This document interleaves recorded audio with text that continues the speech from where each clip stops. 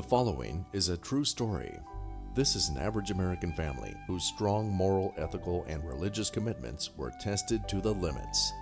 It is a story about a mother who protected and sheltered her family against all the temptations associated with everyday life. And it's a story about her son, whose desire to be accepted by his peers led him down a pathway to destruction. It is a family whose very fabric was ripped apart by drugs. This, then, is the true story of Josh and Cheryl Sales.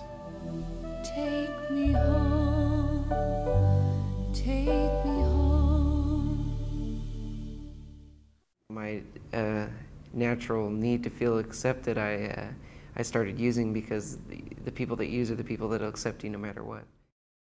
And I would always swear that I'll never do the next step, and I always, would go up to that next step.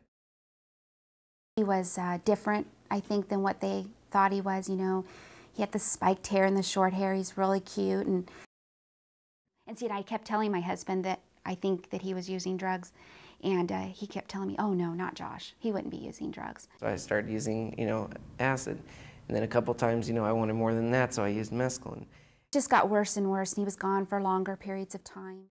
He had manipulated his way through all of them. He's smart, verbal, and could say the right things. January is when I started going to raves. I just thought they were concerts. People would go, local bands would go and play. I had no idea what went on at raves.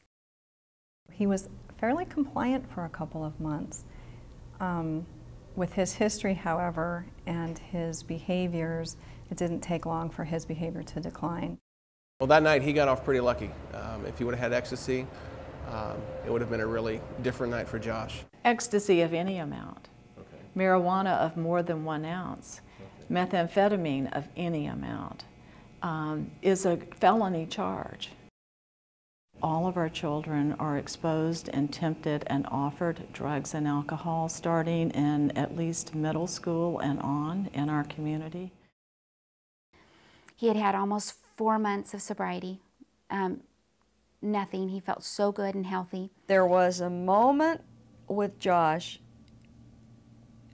and it happens with every kid who's gotten it, where I look at this kid